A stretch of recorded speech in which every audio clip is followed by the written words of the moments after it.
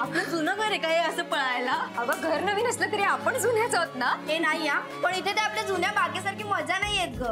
मी खूप मिस करते आपल्या बागेला. आणि आपलं अंगण पण एक बरं झालंय ना, म्हणजे मे महिन्याच्या सुट्टीत आई आणि काकू पापडावरचे कावळे उडवायला बसवायचं आपल्याला. ते सुटले. तुम्ही कसले डॅमेज झाले. थांब काकूला जाऊन कंप्लेंट. आणि एक मिनिट, जुन्या घराचा विषय निघाला ना की आम्ही अशाच वागतो. आजीच्या भाषेत काय म्हणतात ते, अंगात आल्यासारखं. पण स्वानंदी, आपल्या जुन्या घरात त्या गोड शशाची खार असेल का ग? ए प्लीज आता मला ससा नाही म्हणायचं.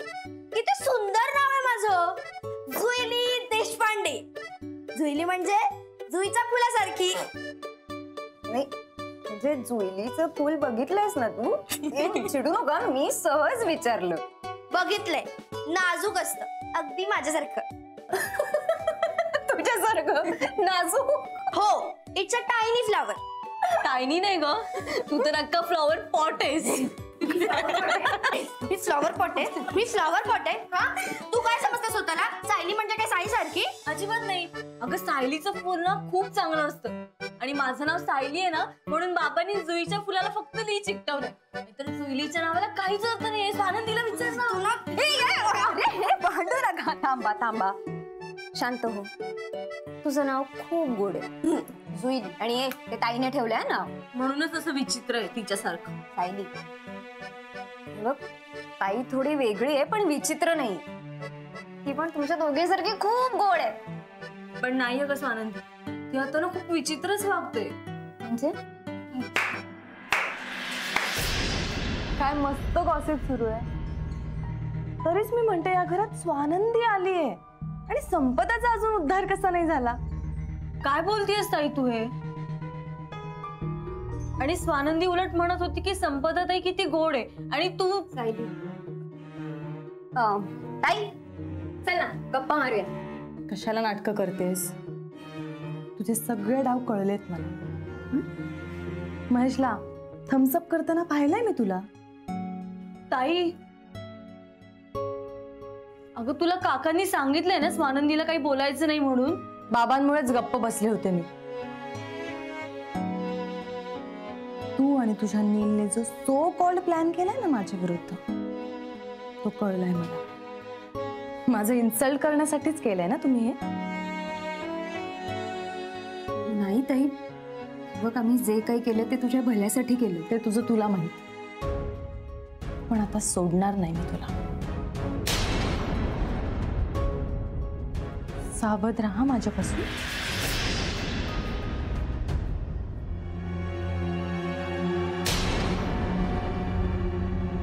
आता कोण वाचवेल ग माझ्यापासून?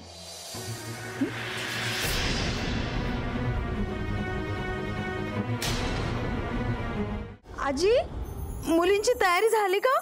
हो, अगदी चौघी सुद्धा तयार आहेत. या ग मुलींना लवकर. आई, या मुली आल्या नाहीत ना अजून बाहेर? येतील येतील. स्वानंदी आले आले. नमस्कार. अरे आपल्या सगळ्यांना हळदी कुंकूला. हो, आणि सायली, तू सगळ्यांना गजरे दे. आणि मी अत्तर लावणार. अगं जुईली, तू नको बाळा, आज संपदा ताईला नाही. हा ए चल, मी काय काम करणार नाहीये.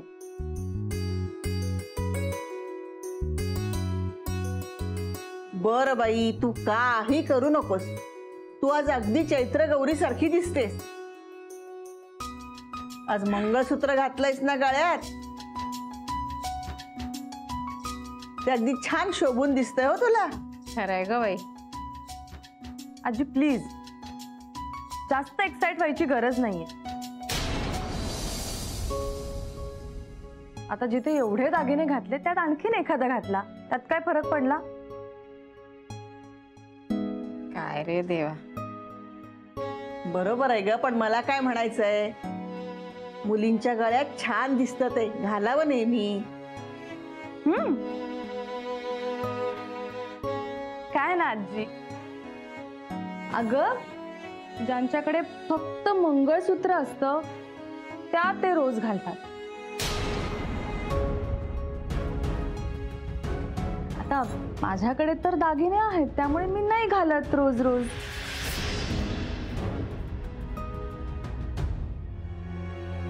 अनिता, अंजली, हळदी कुंकू लावायला घ्या. हो हो हो चल चल ताई.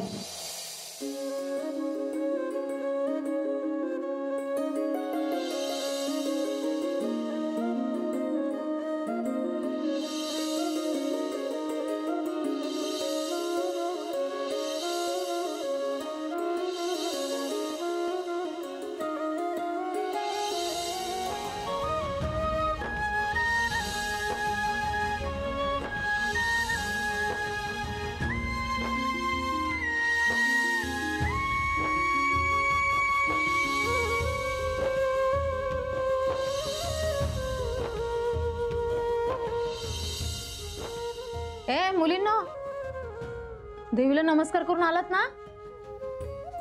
नाही नाही, सकाळी पूजा केली होती ना, तेव्हा झालं होतं सगळं. बर. आता याच दोघी आपल्या चैत्र गौरी, बरं का? पहिलंच हळदी कुंकू आहे ना दोघींचं? हो हो, पहिलंच. त्यांच्या घरचं कोणीच आलं नाही का? शी, त्यांचं काय काम आहे ते?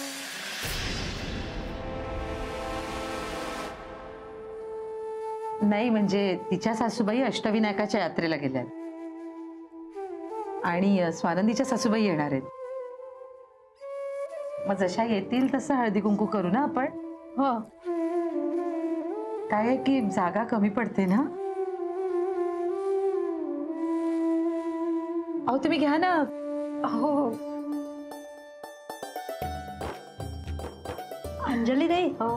मुली अगदी सगळ्या नक्षत्रासारख्या दिसतात. हो, कधी दृष्ट काढा त्यांची. ई, मला कोणाची दृष्ट लागणार? हा, आणि लागली तर तिची लागेल.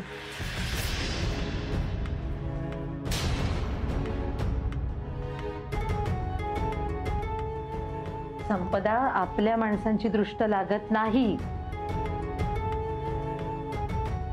आई, आपल्या माणसांची लागत नाही ना.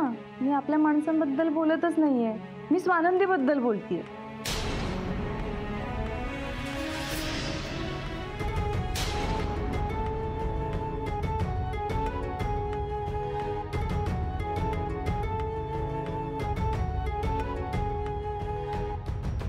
ललिता ताई, अरे ललिता आलीस का? स्वानंदी, काय ग? या ना. ये ग ये. नमस्कार. ये नेली. बस ललिता. हो बस. काय व्हायची मावशी, तुम्ही सकाळपासून आलेला असाल ना? कसं होईल? अगदी बरोबर आहे. मी तुम्हाला खूप मिस केलं. स्वानंदी, अगं 2 दिवस पण नाही झाले तुला इथे येऊन. तसं फक्त बोलायचं असतं काकू. स्वानंदीला ते बरं जमतं.